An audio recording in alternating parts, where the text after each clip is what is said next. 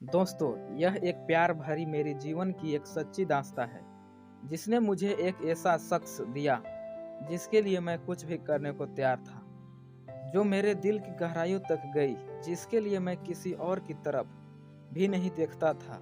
मेरी मोहब्बत की कहानी कुछ अलग है। यह उस समय की बात है जब मैं बीए कर रहा था। जिस मकान में मैं रहता था, उस मकान की मालिक की बेटी से प्यार करने लगा, लेकिन वह मुझसे उस नज़र से नहीं देखती थी। मैं उसकी मोहब्बत में पागल हो गया था। आखिर एक दिन मैंने इजहार मोहब्बत कर ही दिया, लेकिन जवाब वही जिसका डर था।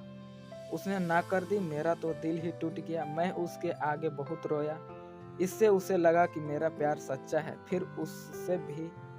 फिर उसने भी मुझे हाँ कह गई। हम दोनों बहुत खुश हुए।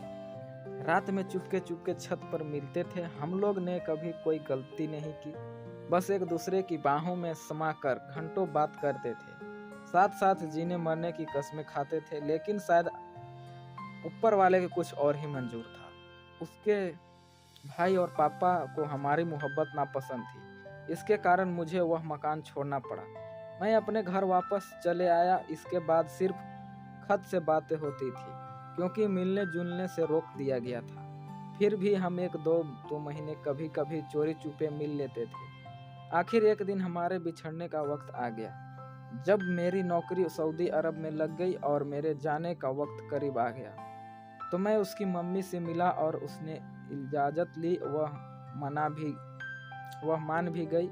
वैसे भी उसकी मम्मी मुझे पसंद करती थी। उन्होंने मुझसे भी कहा कि सऊदी अरब से लौटने के बाद वह हम दोनों को शादी करा देंगे।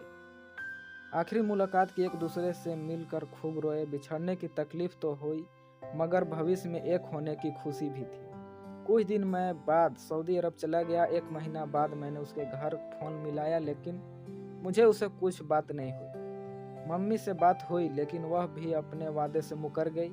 मैंने बहुत सारे खत लिखे थे, लेकिन कोई जवाब नहीं मिला। 3 साल बाद मैं वापस हिंदुस्तान आया। इस बीच मेरी शादी भी तय हो गई। आज मेरे 2 बच्चे हैं। हम खुश हैं। उसकी भी शादी हो गई, लेकिन उसे पति अच्छा नहीं मिला, जिस कारण मुझे तकलीफ होती है। आज भी कभी कभी याद आती है। शायद लोग सच कहते हैं, पहला प्यार भुलाया नहीं जाता।